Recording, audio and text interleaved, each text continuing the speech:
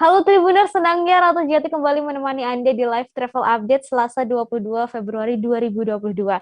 Meski weekend masih jauh ya Tribuners, Ratu sudah menyiapkan sederet rekomendasi destinasi wisata di berbagai kota di Indonesia. Disampaikan secara langsung bersama sejumlah reporter kami di beberapa daerah, inilah live travel update selengkapnya. Baik Tribuners, untuk rekomendasi pertama Ratu akan memberikan rekomendasi kuliner. Nah, kafe biasanya menjadi tempat favorit di berbagai kalangan, mulai dari pelajar, mahasiswa, sampai orang dewasa. Tapi cukup jarang Tribuners Cafe yang menyediakan arena untuk berolahraga dan bermain untuk anak. Nah, bila Anda mencari kafe dengan fasilitas tersebut, Anda bisa berkunjung ke Depok, tepatnya ke Semut Cafe and Eatery. Ada lahan untuk bermain basket hingga playground yang bisa digunakan. Konsepnya juga outdoor dengan tema garden Tribuners, jadi dijamin akan makin bikin nyaman buat Anda yang ingin healing Tribuners.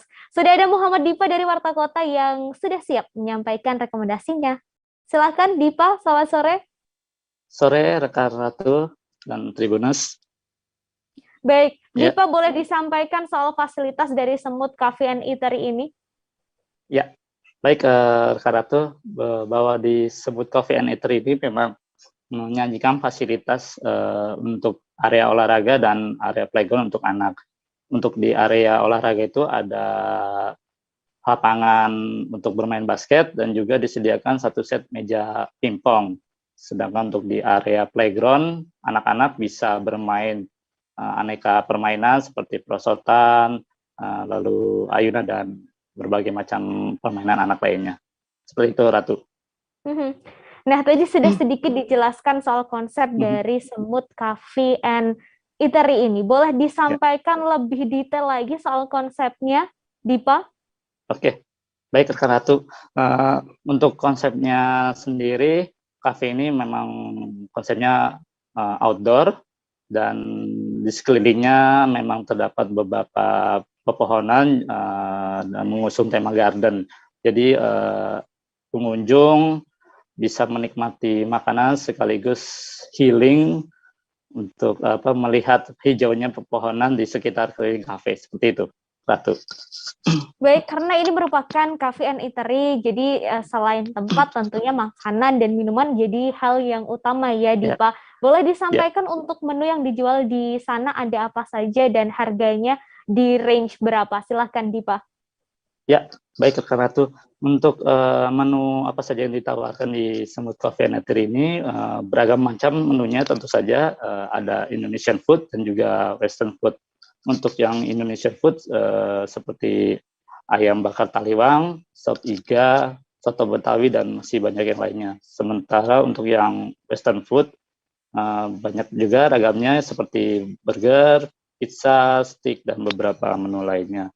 Kalau untuk menu minumannya, terdapat beberapa minuman kopi, non-kopi, ice blend, dan juga untuk yang dessertnya ada Korean cake dan cake kecil yang ada di dalam jar. Seperti itu, Ratu. Baik, terakhir Dipa, untuk lokasi kafenya mungkin bisa disebutkan ya alamat dan lokasi tepatnya serta jam operasionalnya. Oke, untuk lokasinya kafe ini berada di Jalan Radar Baru Ujung nomor 5051 Cimanggis, Kota Depok, Jawa Barat. Lokasinya memang berada di dalam komplek Hankam, di dalam perumahan Lembah Ciliwung, di kawasan komplek Hankam tersebut. Tidak jauh dari komplek tersebut, memang agak masuk ke dalam, tapi cukup bisa dicari, cukup terjangkau aksesnya. Seperti itu, Ratu. Baik, untuk jam operasionalnya, Dipa? Untuk jam operasional, restoran kafe ini buka dari jam 10 pagi hingga jam 10 malam.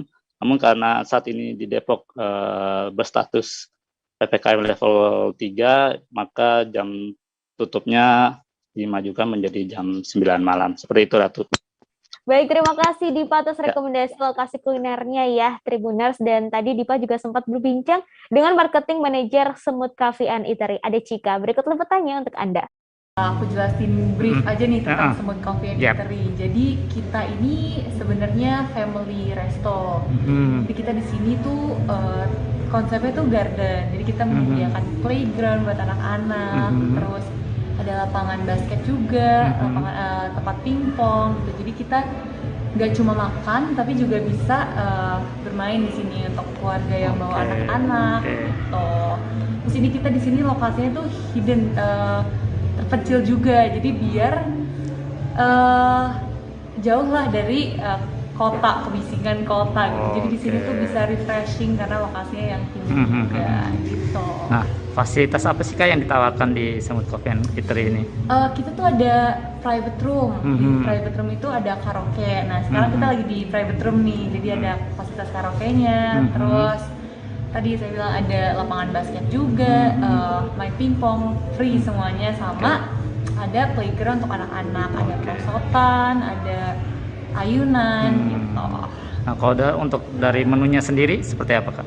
Menu itu kita beragam, ada westernnya, ada Indonesianya, ada dessert juga. Oke, bisa disebutkan contohnya seperti apa menunya? Kita tuh sekarang yang favorit itu dari dessertnya ada Joy in a Jar, itu cake dimasukin ke jar gitu. Terus westernnya juga ada yang favorit tuh burgernya, sekarang lagi rame lah di customer kita gitu. Sama kalau untuk Asian foodnya, Indonesian foodnya itu kita ada ayam taliwang khas Lombok.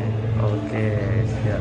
Nah Kak, untuk kapasitas dari Semut Coffee and Eatery ini berapa Kak? Kita kapasitasnya 250 orang sampai 300 max. Oke. Kalau untuk operasional? Operasional biasanya sebelum PPKM dari jam 10 pagi sampai 10 malam. Oke. Kalau untuk saat ini? Kalau saat ini sampai jam 9 malam. Sampai jam 9 malam ya.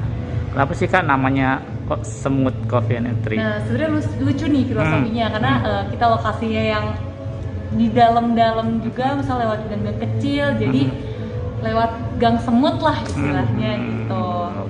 Jadi kita ambil juga nama yang terkesan Indonesia gitu, jadi semuanya gitu, jadi terkesan jadul.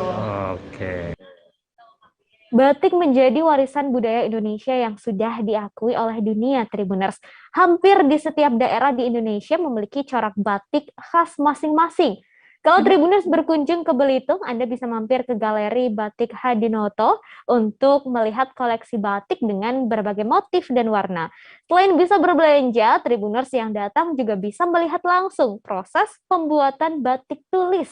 Ada yang spesial Tribuners dalam semangat menyambut gelaran Development Working Group atau di DWG G20 di Belitung. Galeri batik ini menciptakan motif batik kreasi logo G20 dan motif khas Hadinoto. Wah, keren ya Tribuners. Seperti apa motifnya? Sudah ada Adelina dari Pos Belitung di sana. Selamat sore, Adelina. Selamat sore, rekan Ratu. Baik, Adelina, bisa dijelaskan lebih lanjut mengenai kreasi yang dilakukan oleh Galeri Batik Hadinoto ini? Silahkan, Adelina.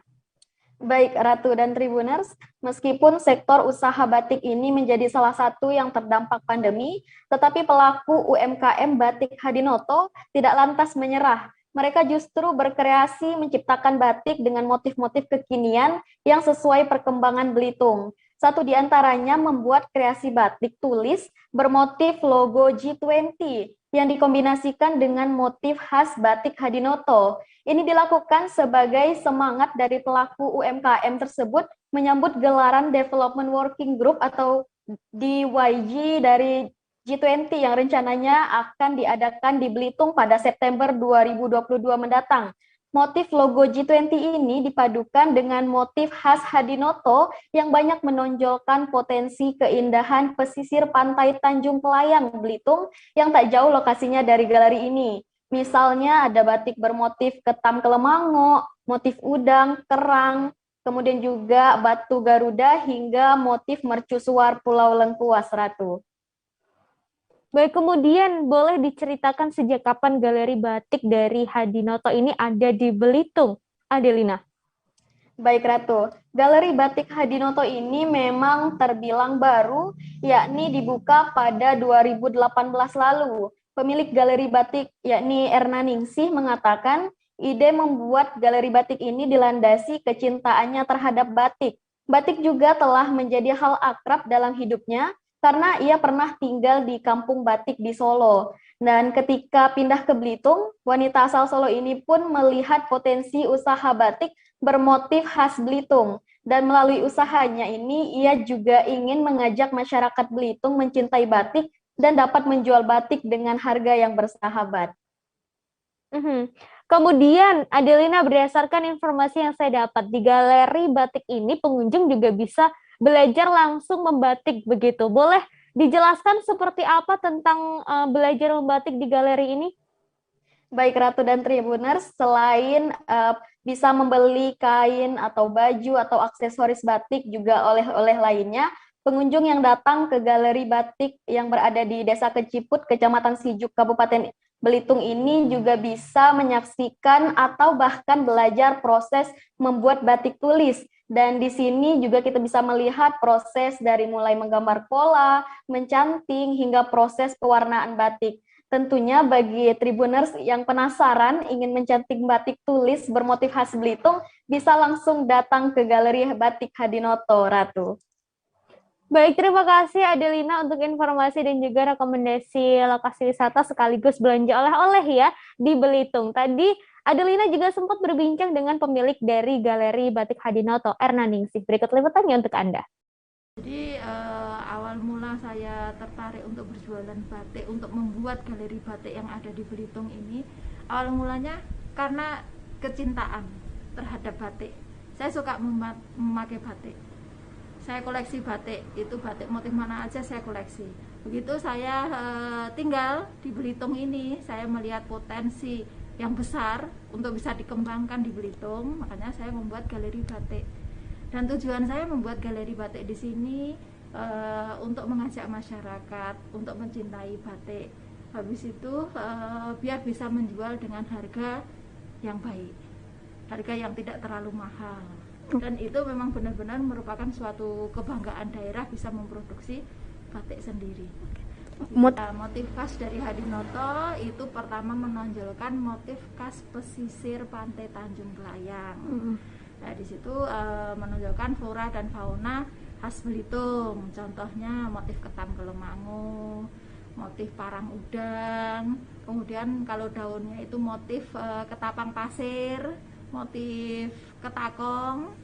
Itu saya munculkan di situ. Tidak ketinggalan karena Belitung diakui dalam UNESCO Global Geopark, saya menciptakan motif batu Garuda dalam satu rangkaian dengan Pulau Lengkuas. Motif Jutenti sendiri karena semangat dari Galeri Hadinoto menyambut Jutenti di bulan September nanti, kita antusias, kita tidak lantas menyerah, tidak lemas, tetapi kita tetap semangat menciptakan motif baru, motif Jutenti. Logonya kita kombinasikan dengan motif khas Hadinoto, yaitu motif ketapang pasir, motif kerang, motif sahang. Kita ke Kalimantan Barat, Tribuners. Saat ini di Kabupaten Kapuas Hulu sudah ada sebuah gedung yang digunakan untuk promosi kerajinan. Gedung ini dibangun oleh pemerintah pusat melalui Kementerian Tribuners. Ada banyak sekali hasil produk pengrajin yang ada di sini, mulai dari batik, kain tenun, anyaman, dan masih banyak lagi. Selengkapnya sudah ada Sahirul di sana. Selamat sore, Sahirul. Sahirul, boleh disampaikan sudah adakah produk pengrajin khas Kapuas Hulu yang sudah dipatenkan begitu oleh pemerintah? Silakan Sahirul. Oke, terima kasih Ratu, rekan saya, dan selamat siang Tribunnews. Ya, kembali saya melaporkan bahwa saat ini Kabupaten Kapuas Hulu, Provinsi Kalimantan Barat, sudah ada bangunan baru, ya, gedung baru khusus untuk mempromosi hasil kerajinan para pengkerajin untuk dijual belikan di wilayah Kabupaten Kapuas Hulu. Nah, tentunya dengan adanya tempat ini bisa menjadi salah satu promosi hasil produk karya para pengkerajin khas Kabupaten Kapuas Hulu, Ratu.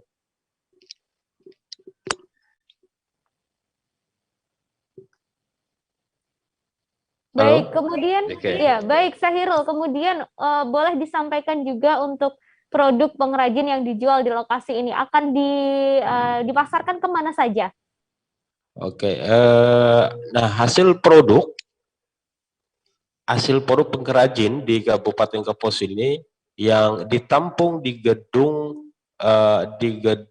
pusat promosi kerajinan ini nanti akan dijual di Malaysia, karena ini salah satu persiapan pemerintah daerah Kabupaten Kapuas Hulu Kalimantan Barat untuk ekspor ke Malaysia, karena memang bulan 3 nanti atau Mei awalnya akan dibuka PLB atau pos lintas batas di perbatasan Indonesia Malaysia, sehingga ini perlu ada persiapan khusus supaya hasil produk para pengrajin kita di Kapuas Hulu bisa kembali menjual hasil khas produk-produk yang ada di wilayah Kabupaten Kapuas Hulu ke negara Malaysia. Ratu. Baik, kemudian selain bisa memasarkan produknya hingga ke luar negeri begitu, adakah harapan lain dari pemerintah dan juga pengrajin di Kapuas Hulu, Sahirul? Ya, tentunya dengan adanya keseriusan dari pemerintah kita dalam mengembangkan atau mendukung para pengrajin kita di wilayah Kapuas Hulu, tentunya harapan dari pemerintah maupun dari pengrajin sendiri bahwa salah satu di antaranya adalah untuk mengembang perekonomian, terutama para masyarakat kita, khususnya di pengrajin tersebut yang memang sejak adanya pandemi COVID-19 memang PLB di perbatasan Indonesia Malaysia wilayah Kabupaten Kapuas memang ditutup, tidak ada akses aktivitas di sana, sehingga memang dengan semangat baru ini pemerintah terus mendorong para pengrajin agar terus bekerja dan hasil produknya bisa kembali dijual ke Malaysia, sehingga itu harapannya tentunya dengan perekonomiannya makin tetap bagus di wilayah perbatasan. Ratu. Kemudian Sahirul, terakhir ini untuk wisatawan yang datang ke Kapuas Hulu begitu, apakah tetap bisa untuk mampir ke gedung ini dan membeli beberapa oleh-oleh dari sana, Sahirul? Ya, baik Ratu, memang salah satu untuk menjual produk hasil kerajinan atau pengrajin di wilayah Kapuas Hulu, memang salah satunya adalah imbauan pada saat peresmian gedung tersebut, imbauan dari Bupati bahwa supaya setiap tamu yang datang di wilayah Kabupaten Kapuas Hulu atau di perbatasan Indonesia Malaysia itu wajib untuk dibawa ke tempat tersebut, sehingga produk-produk itu bisa menjadi oleh-oleh tamu-tamu kita yang datang ke Kapuas Hulu, Ratu. Baik, terima kasih Sahirul atas informasinya, dan juga untuk Anda Tribuners yang hendak berlibur ke Kapuas Hulu bisa mampir-mampir ke gedung ini ya untuk berbelanja oleh-oleh. Terima kasih Sahirul. Tribuners tahu dong Sungai Mahakam? Sungai Mahakam ini merupakan salah satu sungai terbesar yang berada di Indonesia. Untuk Anda yang ingin menikmati pesona keindahan Sungai Mahakam, Anda bisa mencoba wisata susur sungainya, Tribuners. Sudah banyak kalangan yang datang dan mencoba, mulai dari masyarakat, pejabat, hingga kalangan seniman, artis, bahkan wisatawan luar negeri. Selain susur Sungai Mahakam, juga ada family trip sampai ke hulu Sungai Mahakam dan ke Kampung Dayak. Tampaknya seru sekali ya, Tribuners. Sudah ada Nefrianto di sana. Selamat sore, Nefrianto. Selamat sore, rekan Ratu. Baik, Nefrianto, bisa dijelaskan soal wisata susur Sungai Mahakam dan sejak kapan wisata ini sebenarnya mulai ada? Silahkan, Nefrianto. Ya, rekan Ratu dan Tribuners, wisata susur Sungai Mahakam ini merupakan wisata yang merupakan terobosan dari transportasi sungai yang sudah ada sejak dahulu kala ya, sejak lama. Ada kapal ketinting, kemudian ada juga kapal berlantai 2 yang digunakan biasanya dari kota Samarinda menuju pedalaman atau hulu Sungai Mahakam, dan juga digunakan perjalanan untuk menyeberang kota Samarinda, karena kota Samarinda ini kan ada Samarinda seberang juga kota Samarinda sendiri. Dan susur Sungai Mahakam ini idenya dari para pengusaha, juga ada seorang entrepreneur sendiri ya, juga dulu mantan jurnalis, yang mengembangkan wisata susur Sungai Mahakam ini menjadi wisata mandiri sejak tahun 2018. Kemudian ia bersama pengusaha kapal yang dulunya melayani perjalanan ke hulu Sungai Mahakam dan sekitarnya. Karena minat perjalanan hulu Sungai Mahakam juga berkurang karena adanya transportasi darat yang lebih baik, sehingga pada 2018 itu diciptakanlah dan eksislah wisata susur Sungai Mahakam yang pelabuhannya ada di sekitar Pelabuhan Sungai Kunyang maupun Pelabuhan Pasar Pagi di Kota Samarinda. Rekan Ratu. Baik, kemudian boleh disampaikan untuk tarif agar bila Tribuners nih ingin mencoba wisata susur Sungai Mahakam, Nefrianto. Ya, Tribuners dan rekan Ratu, untuk tarif sendiri untuk anak-anak itu 25.000, itu di atas 5 tahun itu 25.000, kemudian untuk dewasa itu 50.000.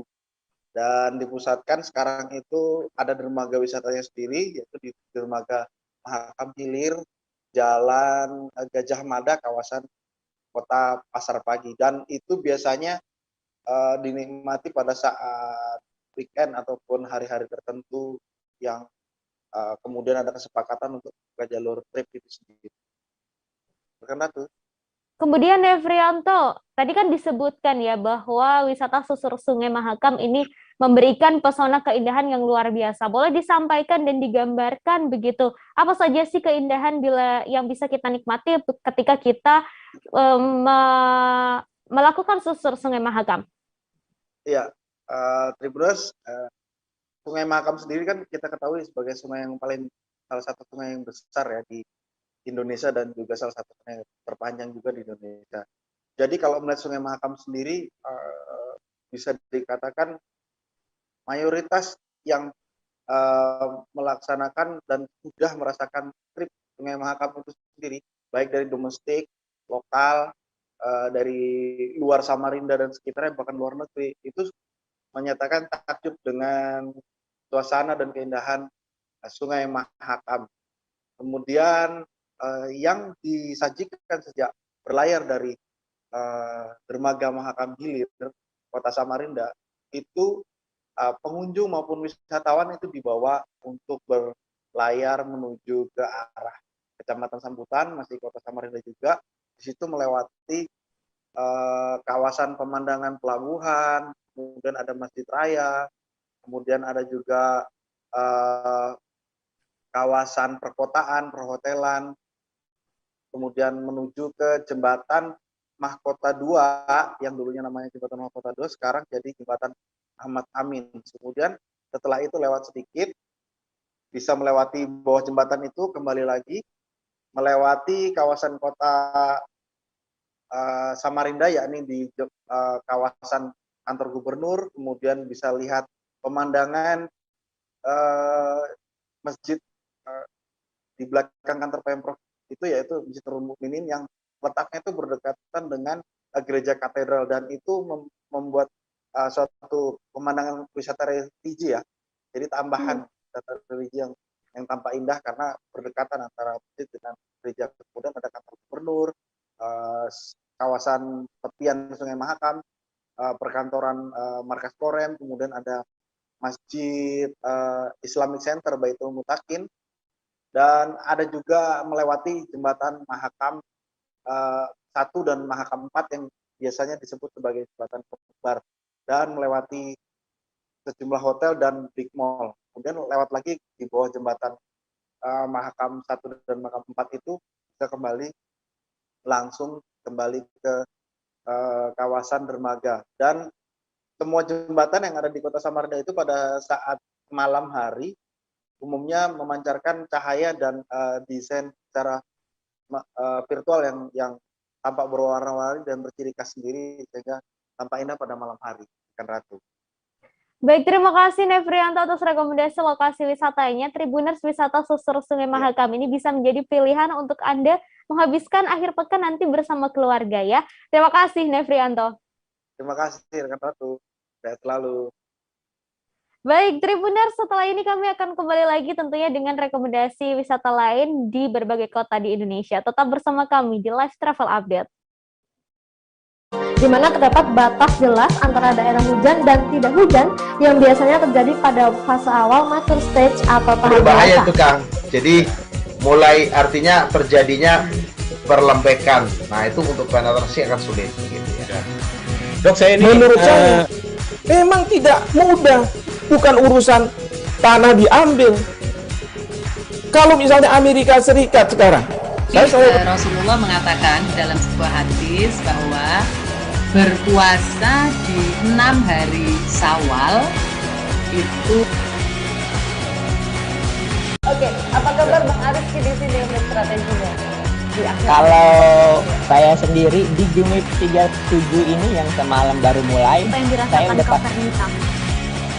Sebenarnya aku nggak ngerasain penangkapan atau penggerebekan atau apapun itu, karena gitu posisinya aku Kriteria. lagi main. Jadi kita mengenal disebut dengan stroke yang tidak berdarah dengan stroke yang berdarah. Stroke yang tidak berdarah itu biasanya ditandai dengan adanya penyumbatan. Kalau itu terjadi di sini mungkin pikirnya tidak ke situ kali ya, tapi kalau di Korea atau di Kamboja itu ada beberapa paper yang saya itu Mas, ya, dulunya tukang koran. Oh gitu ya. Tukang koran. Ya, saya baca itu Pak. Tuh kan pernah baca kan? Ya. Jadi kalau saya jadi pangdam itu udah bersyukur banget. Si anak ini dijadikan sebagai tersangka begitu. Ya, kalau ini kita bicara yang di luar kasus Bongombo ya. Dikenal dengan nama hujan shower, di mana terdapat batas jelas antara daerah hujan dan tidak hujan yang biasanya terjadi pada fase awal mature stage atau tahap berbahaya dewasa. itu Kang. Jadi mulai artinya terjadinya perlembekan. Nah itu untuk penetrasi akan sulit. Gitu ya. Dok, saya ini menurut saya memang tidak mudah, bukan urusan tanah diambil. Kalau misalnya Amerika Serikat sekarang, Rasulullah mengatakan dalam sebuah hadis bahwa berpuasa di 6 hari Syawal itu. Oke, apa kabar Bang Aris di sini untuk strateginya? Kalau saya sendiri di Jumip 37 ini yang semalam baru mulai, Apa yang saya dirasakan udah Kopernita? Sebenarnya aku nggak ngerasain penangkapan atau penggerebekan atau apapun itu, karena gitu posisinya aku Kriteria. lagi main. Jadi kita mengenal disebut dengan stroke yang tidak berdarah dengan stroke yang berdarah. Stroke yang tidak berdarah itu biasanya ditandai dengan adanya penyumbatan. kalau itu terjadi di sini mungkin pikirnya tidak ke situ kali ya, tapi kalau di Korea atau di Kamboja itu ada beberapa paper yang Saya itu Mas, Ya. dulunya tukang koran. Oh gitu ya. Tukang koran. Ya, saya baca itu Pak. Tuh kan pernah baca kan? Ya. Jadi kalau saya jadi pangdam itu udah bersyukur banget. Si anak ini dijadikan sebagai tersangka begitu. Ya, kalau ini kita bicara yang di luar kasus Bongombo ya. Dikenal dengan nama hujan shower, di mana terdapat batas jelas antara daerah hujan dan tidak hujan yang biasanya terjadi pada fase awal mature stage atau tahap Berbahaya dewasa. itu Kang. Jadi mulai artinya terjadinya perlembekan. Nah itu untuk penetrasi akan sulit. Gitu ya. Dok, saya ini menurut saya memang tidak mudah, bukan urusan tanah diambil. Kalau misalnya Amerika Serikat sekarang, Rasulullah mengatakan dalam sebuah hadis bahwa berpuasa di 6 hari Syawal itu. Oke, apa kabar Bang Aris di sini untuk strateginya? Kalau saya sendiri di Jumip 37 ini yang semalam baru mulai, Apa yang saya dirasakan udah Kopernita? Sebenarnya aku nggak ngerasain penangkapan atau penggerebekan atau apapun itu, karena gitu posisinya aku Kriteria. lagi main. Jadi kita mengenal disebut dengan stroke yang tidak berdarah dengan stroke yang berdarah.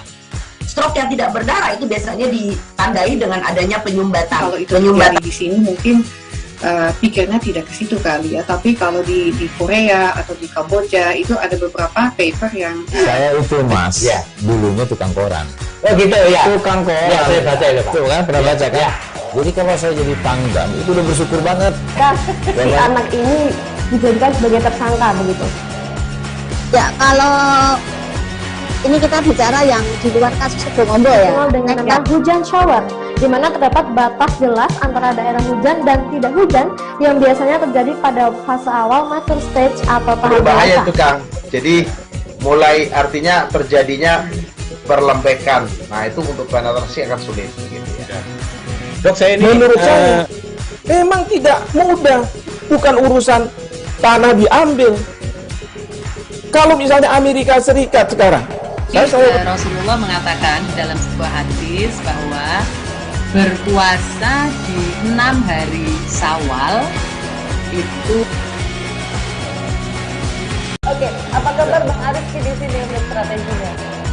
Kalau saya sendiri di Jumit 37 ini yang semalam baru mulai, Apa yang saya dirasakan udah Kapten Hitam? Sebenarnya aku nggak ngerasain penangkapan atau penggerebekan atau apapun itu, karena gitu loh, posisinya aku Kriteria. Jadi kita mengenal disebut dengan stroke yang tidak berdarah dengan stroke yang berdarah. Stroke yang tidak berdarah itu biasanya ditandai dengan adanya penyumbatan. Kalau itu terjadi di sini mungkin pikirnya tidak ke situ kali ya, tapi kalau di Korea atau di Kamboja itu ada beberapa paper yang Saya itu Mas, dulunya tukang koran. Oh gitu ya. Tukang koran. Ya, saya baca itu Pak. Tuh kan, pernah baca kan? Jadi kalau saya jadi pangdam, itu udah bersyukur banget. Si anak ini dijadikan sebagai tersangka begitu? Ya, kalau ini kita bicara yang di luar kasus Sebongombo ya. Dikenal dengan nama hujan shower, di mana terdapat batas jelas antara daerah hujan dan tidak hujan yang biasanya terjadi pada fase awal mature stage atau tahap Berbahaya dewasa. itu Kang. Jadi mulai artinya terjadinya perlembekan. Nah itu untuk penetrasi akan sulit. Gitu ya. Dok, saya ini menurut saya memang tidak mudah, bukan urusan tanah diambil. Kalau misalnya Amerika Serikat sekarang, Rasulullah mengatakan dalam sebuah hadis bahwa berpuasa di 6 hari Syawal itu. Oke, apa kabar Bang Arif di sini untuk strateginya? Kalau saya sendiri di Jumit 37 ini yang semalam baru mulai, Apa yang saya dirasakan udah Kapten Hitam? sebenarnya aku nggak ngerasain penangkapan atau penggerebekan atau apapun itu, karena gitu loh, posisinya aku Kriteria. Jadi kita mengenal disebut dengan stroke yang tidak berdarah dengan stroke yang berdarah. Stroke yang tidak berdarah itu biasanya ditandai dengan adanya penyumbatan. kalau itu terjadi di sini mungkin pikirnya tidak ke situ kali ya, tapi kalau di Korea atau di Kamboja itu ada beberapa paper yang Saya itu Mas, dulunya tukang koran. Oh gitu ya. Tukang koran. Ya, saya baca itu Pak. Tuh kan, pernah baca kan? Jadi kalau saya jadi pangdam, itu udah bersyukur banget. Si anak ini dijadikan sebagai tersangka begitu? Ya, kalau ini kita bicara yang di luar kasus Sebongombo ya. Dikenal dengan nama hujan shower, di mana terdapat batas jelas antara daerah hujan dan tidak hujan yang biasanya terjadi pada fase awal mature stage atau tahap Berbahaya dewasa. itu Kang. Jadi mulai artinya terjadinya perlembekan. Nah itu untuk penetrasi akan sulit. Gitu ya. Dok, saya ini menurut saya memang tidak mudah, bukan urusan tanah diambil. Kalau misalnya Amerika Serikat sekarang, Rasulullah mengatakan dalam sebuah hadis bahwa berpuasa di 6 hari Syawal itu.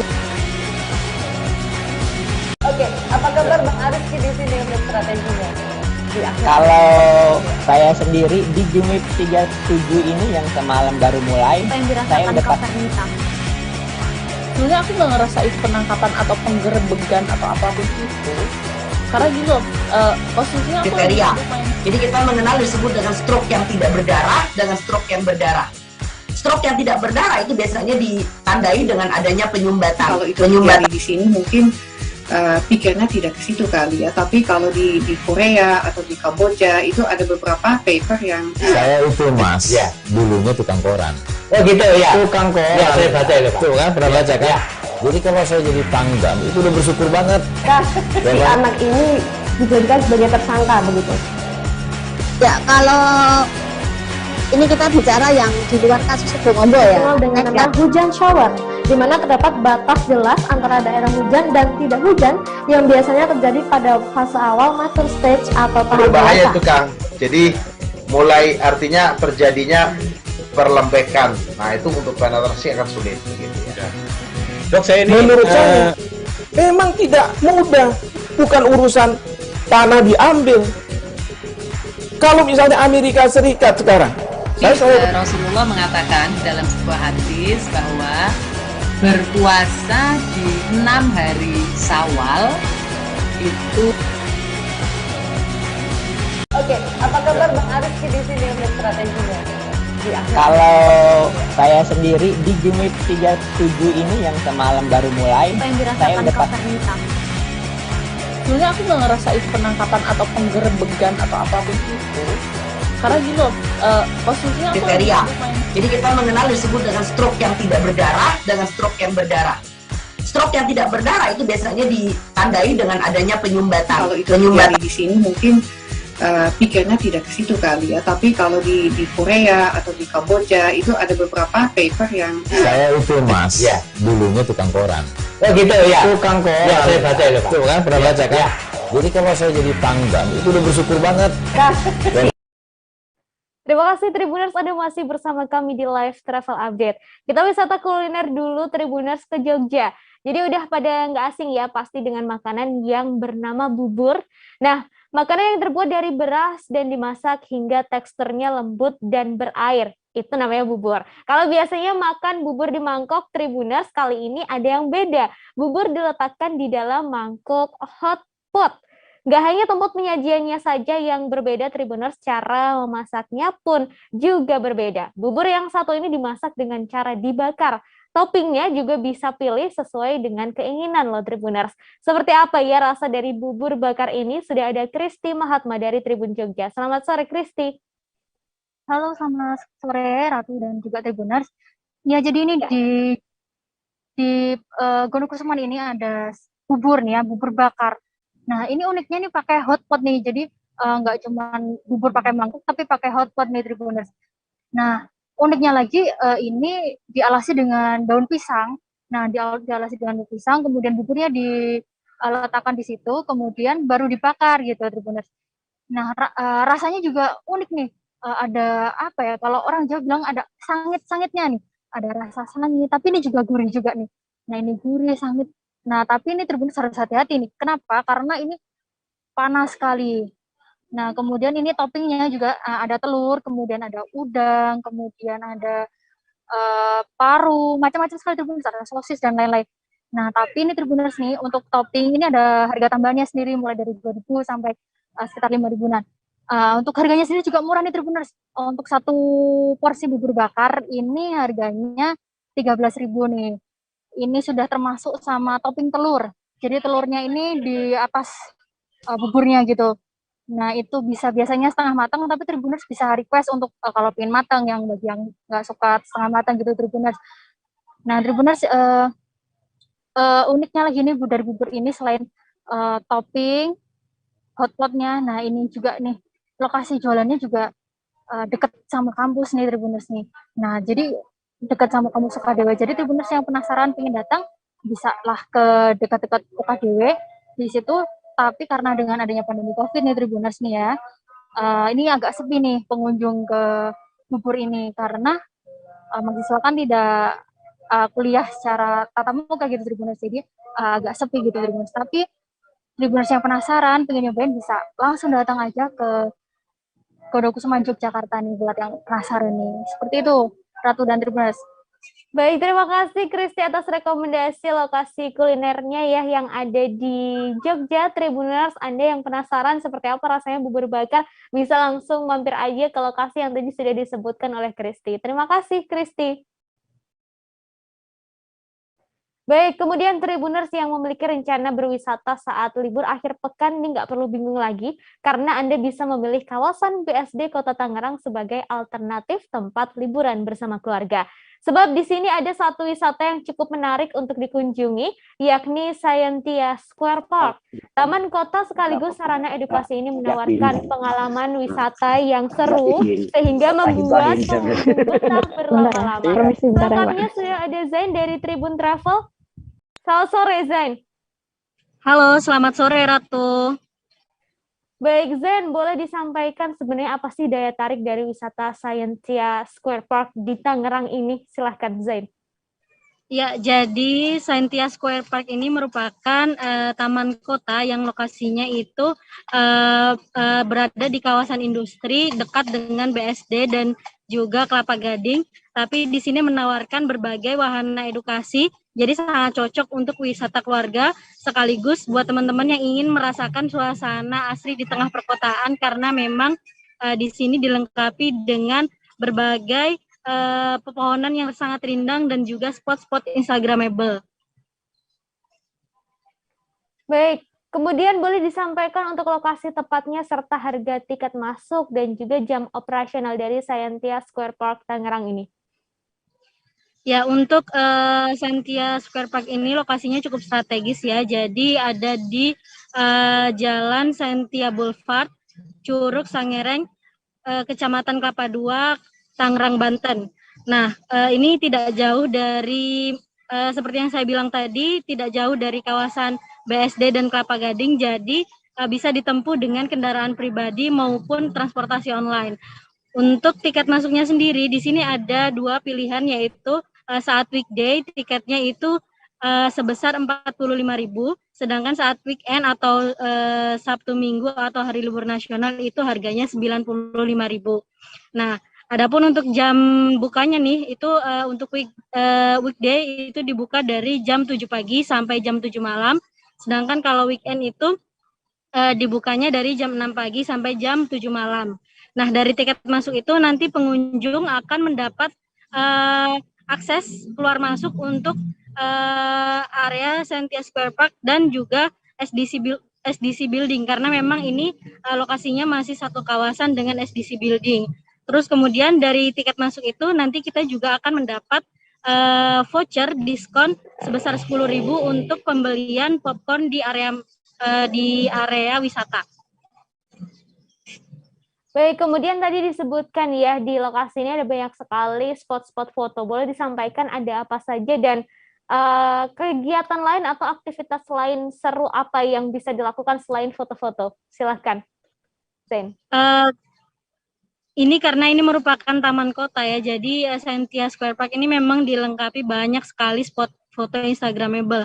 Selain kita bisa berfoto di taman-taman, kita juga bisa berfoto di sudut-sudut yang banyak sekali ornamen-ornamen khas. Contohnya misalnya ada di sudut dengan namanya itu Karnaval Love. Nah, di situ itu mengambil konsep karnaval tapi dilengkapi dengan ornamen-ornamen hati. Jadi sangat cantik kalau misalnya untuk berfoto-foto. Kita juga bisa mengeksplor ke kawasan farm atau perkebunan. Di situ nanti ada taman bunga sama gedung, dua bangunan yang ikonik dari Scientia Square Park sendiri. Nah, untuk aktivitas serunya di sini juga sangat banyak, mulai dari memberi makan binatang, terus berkuda, terus berenang, terus memancing juga bisa, atau kita juga bisa mengikuti kegiatan-kegiatan outbound dan ini bisa dilakukan juga oleh anak-anak. Kemudian Zain, untuk bisa menikmati aktivitas-aktivitas seru yang barusan sudah disampaikan oleh Zain, apakah ada biaya khusus tambahan yang harus dibayarkan, Zain? Nah, untuk aktivitas-aktivitas seru tersebut, sebagiannya sudah ada yang gratis atau kita boleh masuk dengan tiket yang sudah kita punya. Namun beberapa ada yang harus membayar lagi. Nah, untuk yang gratis itu diantaranya ada kolam renang, itu kita tinggal masuk saja, tidak apa-apa. Kemudian untuk memberi makan binatang juga itu gratis, dan kita juga bisa membeli pakannya atau makanannya di tempat pembelian tiket atau di tempat yang sudah disediakan petugas. Cuman untuk di bagian TV barn atau kalau kita mau memberi makan hewan-hewan seperti keledai, sapi dan lain sebagainya itu ada jam-jam tertentu. Jadi memberi makannya itu bisa kapan saja, cuman kalau untuk berfoto itu pada paginya itu mulai jam 8 sampai jam 10. Kalau ingin berfoto di sore hari itu baru mulai jam 4 sampai jam setengah 6. Nah, sedangkan untuk aktivitas yang berbayar itu diantaranya ada berkuda. Jadi berkuda itu 1 keliling kita harus membayar lagi retribusi sebesar 50.000. Kemudian jika ingin memancing kita juga akan dikenakan biaya sebesar 50.000 per jam. Namun dari aktivitas memancing tersebut ikannya bisa kita bawa pulang dan akan ditimbang lagi dengan harga 4.000 per 100 kilogramnya, per 100 gramnya. Baik, terima kasih Zen atas rekomendasi lokasi wisatanya Tribuners Scientia Square Park. Ini sepertinya sangat cocok ya untuk Anda yang hendak berlibur dan membawa anak-anak kecil begitu. Ini sangat pas karena tadi juga banyak sekali binatang-binatang, hewan-hewan yang lucu dan juga imut, serta aktivitas-aktivitas seru yang tentunya bisa dinikmati juga oleh anak-anak. Terima kasih Zain. Sama-sama Ratu. Tribuners, Anda yang saat ini berada di Malinau bisa melihat Festival Seni dan Budaya Masyarakat dan Komunitas Dayak Lundayeh. Festival ini sudah dimulai sejak kemarin Tribuners Senin 21 Februari 2022 dan akan berlangsung selama sepekan. Kegiatan tersebut difasilitasi oleh pemerintah Kabupaten Malinau, sementara sumber pembiayaan festival berasal dari hasil swadaya masyarakat. Untuk mengetahui lebih lanjut dan seperti apa jalannya festival, sudah ada Supri dari Tribun Kaltara. Selamat sore Supri, boleh disampaikan apa saja rangkaian kegiatan Festival Seni dan Budaya tersebut? Silakan Supri. Baik, selamat sore rekan Ratu dan Tribuners. Untuk kegiatan Festival Seni dan Budaya Dayak Lundayeh di Kabupaten Malinau sama seperti kegiatan sebelumnya, di mana sebelumnya pernah juga dilaksanakan kegiatan serupa sekira 2 minggu terakhir kemarin oleh komunitas dan lembaga adat Dayak Tahol di Kabupaten Malinau. Jadi kegiatan Festival Seni dan Budaya ini merupakan terobosan dari pemerintah kabupaten beserta 11 perwakilan lembaga dan komunitas adat yang ada di Kabupaten Malinau.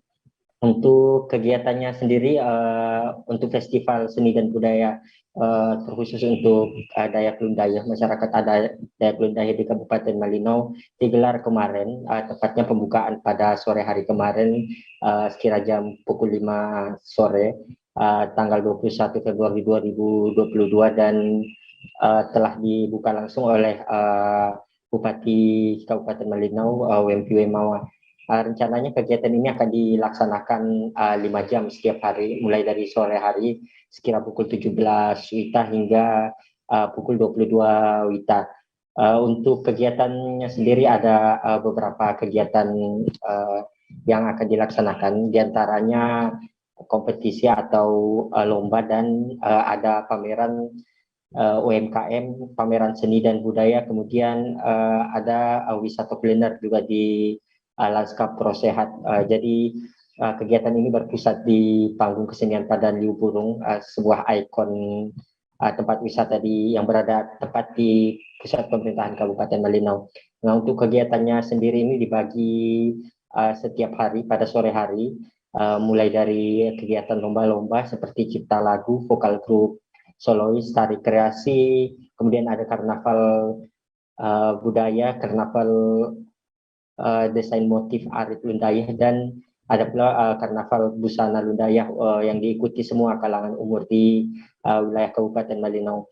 Jadi untuk di sekitar wilayah Prosehat atau Panggung Padan Liu Burung juga ini terdapat beberapa stand-stand penjualan yang berisi pernak-pernik yang dijual oleh pelaku UMKM masyarakat adat Dayak Lundayeh di Kabupaten Malinau, termasuk beberapa jenis jajanan lain yang bisa dinikmati di sekitar wilayah Prosehat Kabupaten Malinau, Ratu. Baik, kemudian tadi sudah sedikit disampaikan bahwa anggaran pembiayaan festival ini dilakukan oleh swadaya masyarakat. Boleh disampaikan lebih lanjut mengenai hal ini, Supri? Baik, rekan Ratu dan Tribuners, kemarin pada saat pembukaan juga disampaikan oleh Ketua Panitia Festival Seni dan Budaya Dayak Lundayeh Kabupaten Malinau bahwa untuk kegiatan ini pada sepekan yang rencananya dilaksanakan selama sepekan hingga tanggal 27 Februari hari Minggu yang akan datang, rencananya akan menelan biaya sekitar 156 juta, di mana saat ini panitia telah mengumpulkan kurang lebih 151 juta dari komunitas-komunitas Dayak Lundayah dan masyarakat Dayak Lundayah di Kabupaten Malinau yang kerap disebut sebagai anak Adi Lundayah atau sebutan Persatuan Kabupaten Malinau. Nah, untuk kegiatan biaya festival ini sendiri diperoleh hasil swadaya masyarakat, sumbangan dari masing-masing pribadi atau komunitas adat Dayak Lundayah di Kabupaten Malinau, dan untuk tempatnya difasilitasi oleh pemerintah Kabupaten Malinau, yakni di sekitar wilayah Prosehat, tempat di mana biasa dilakukan kegiatan olahraga dan pameran kebudayaan, dan pusatnya ada di Panggung Padan Liu Burung, sebuah panggung kesenian yang secara rutin biasanya dilaksanakan kegiatan pertunjukan seni dan budaya untuk masyarakat. Dari Festival Seni dan Budaya ini diadakan, silakan. Baik, untuk sebelumnya memang pernah ada rapat yang digelar oleh pemerintah Kabupaten Malinau dan sejumlah perwakilan masyarakat adat, 11 perwakilan masyarakat adat di Kabupaten Malinau terkait dengan adanya festival seni dan budaya di pusat pemerintahan Kabupaten Malinau, mengingat karena ada sebuah kegiatan besar yang biasanya dilaksanakan dalam rangka memperingati hari ulang tahun Kabupaten Malinau, sebuah festival budaya besar yang kerap disebut warga sebagai Irau Malinau. Biasanya dalam kegiatan ini dilakukan pameran-pameran kebudayaan dari seluruh elemen masyarakat, tidak terkecuali 11 perwakilan masyarakat adat yang ada di Kabupaten Malinau, termasuk sejumlah elemen masyarakat lain yang tertarik untuk memantaskan pertunjukan seni dan budaya di dalam acara Irau Malinau tersebut. Namun selama pandemi COVID-19 mulai 2019-2020 lalu, terhitung sudah 2 tahun tidak dilaksanakan kegiatan-kegiatan semacam ini, sehingga perwakilan masyarakat adat dan pemerintah kabupaten berinisiatif untuk menggelar kegiatan tersebut. Nah, di kedepannya beberapa hal yang perlu ditekankan adalah soal pemberlakuan protokol kesehatan, sebab kegiatan ini mengundang keramaian. Di sisi lain, pemerintah daerah juga termasuk komunitas masyarakat adat menginginkan adanya stimulus ekonomi yang nantinya kegiatan ini berdampak langsung kepada pelaku UMKM yang berjualan di sekitar wilayah Prosehat, Ratu. Baik, terima kasih Supri atas rekomendasi wisatanya. Tribuners, untuk Anda yang penasaran seperti apa budaya Lundayah ini bisa langsung saja ya, karena festival ini masih akan berlangsung selama sepekan ke depan. Terima kasih Supri.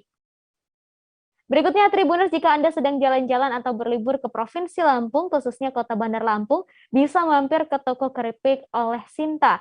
Di sini tersedia aneka keripik khas Lampung yang biasa menjadi oleh-oleh untuk kerabat, kolega, atau kekasih tercinta. Tak hanya keripik Tribuners, di sini juga tersedia souvenir tapis atau kain khas Lampung. Di sela-sela memilih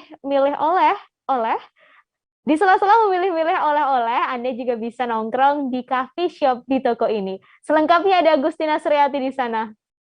Selamat sore, Agustina. Halo, selamat sore rekan Ratu.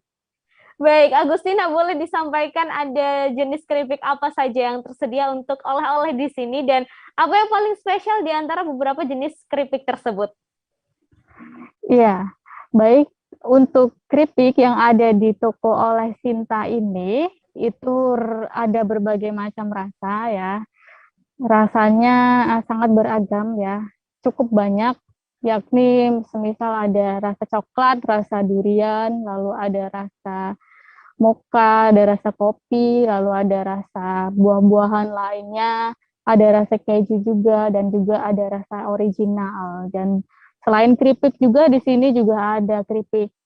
Selain keripik pisang tadi, di sini juga ada keripik singkong juga di sini ya. Jadi spesialnya memang di sini bestsellernya keripik ya. Di sini keripik berbagai macam rasa, dan yang terlaris itu ada rasa coklat terutama. Baik, kemudian selain keripik tadi disebutkan ada tapis juga di sini. Nah, bisa diceritakan apa yang menjadi ciri khas dari tapis atau kain khas Lampung? Silakan, Agustina.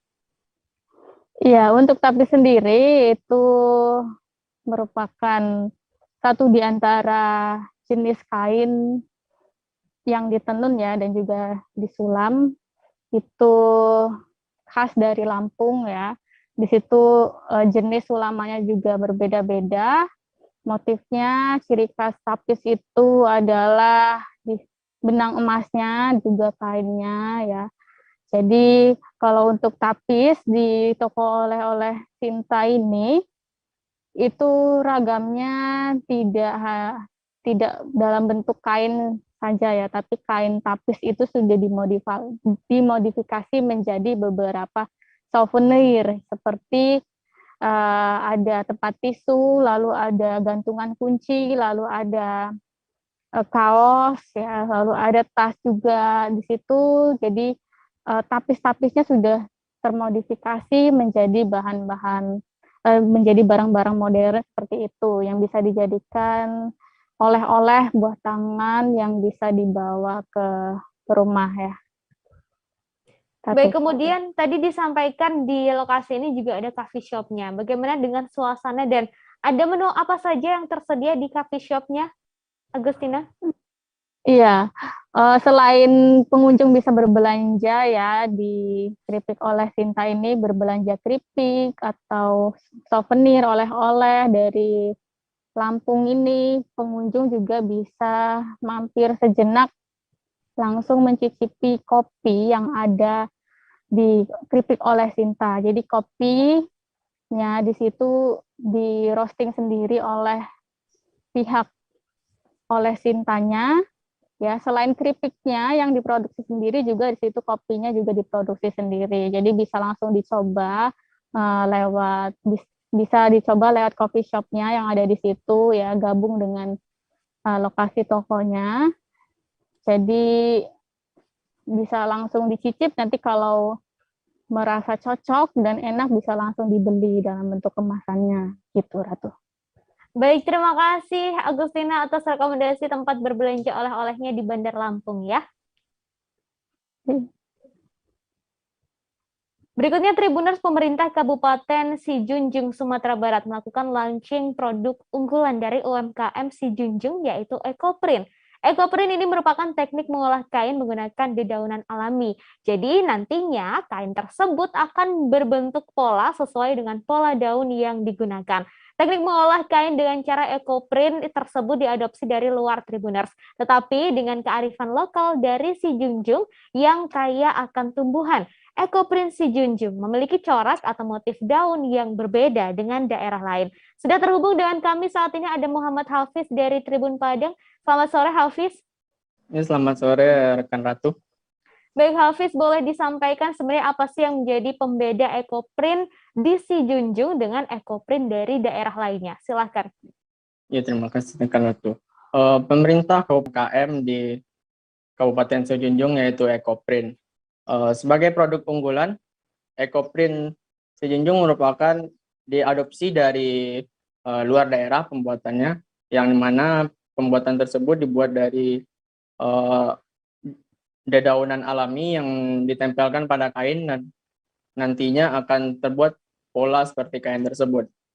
Yang menjadi pembeda EcoPrint Sijunjung dengan EcoPrint lainnya, daerah lainnya, yaitu di mana EcoPrint Sijunjung menggunakan dedaunan asli dari hutan Kabupaten Sijunjung, yang mana diketahui daerah Sijunjung kaya akan hasil hutannya dan banyak dedaunan dengan corak langka seperti banyak seperti itu.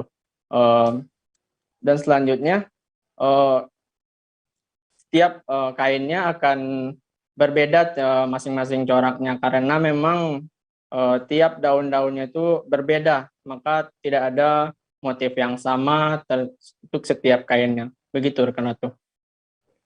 Baik, kemudian untuk proses pembuatannya, satu kain EcoPrint Sijunjung ini membutuhkan waktu berapa lama, Hafiz? Ya, terima kasih, rekan Ratu. Untuk satu kain bahan baju dari EcoPrint ini, proses pembuatannya itu selama 1 minggu karena memang pembuatannya itu masih secara alami, di mana kain tersebut nantinya ditempelkan motif-motif dari daun itu. Setelah itu diikat dengan plastik dan dikukus.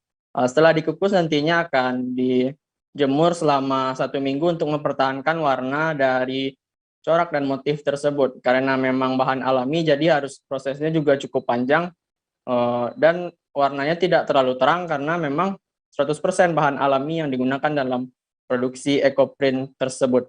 Seperti itu rekan Ratu. Kemudian terakhir Hafiz, untuk 1 lembar kain ekoprint Si Junjung ini dihargai berapa?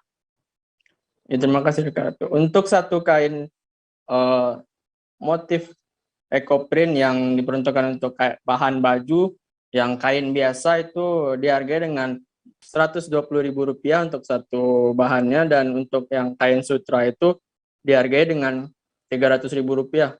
Yang menarik di sini, Ketua PKK dari Kabupaten Si Junjung, Nedi Agus Pardi, mengungkapkan kalau memang ekoprint Si Junjung dia menjamin untuk harganya itu termurah di Sumatera Barat, karena memang di daerah lain itu harga jilbab itu dia ungkapkan itu 100.000, dan tapi di Si Junjung itu hanya 75.000, seperti itu rekan Ratu. Baik, terima kasih Hafiz atas rekomendasinya. Ini juga bisa menjadi salah satu oleh-oleh ya Tribuners jika Anda berkunjung ke Si Junjung, kain ekoprint Si Junjung. Terima kasih Hafiz. Terima kasih rekan Ratu. Itu tadi Tribuners sederet lokasi wisata yang bisa Anda kunjungi untuk menghabiskan liburan atau nanti di akhir pekan. Tapi Tribuners, karena masih di tengah pandemi, kembali Ratu mengingatkan untuk tetap wajib disiplin dalam menerapkan protokol kesehatan serta aturan PPKM yang berlaku. Saya Ratu Sejati beserta kru yang bertugas pamit undur diri. Selamat sore dan sampai ketemu di live travel update selanjutnya. Jangan lupa like, subscribe, dan share ya.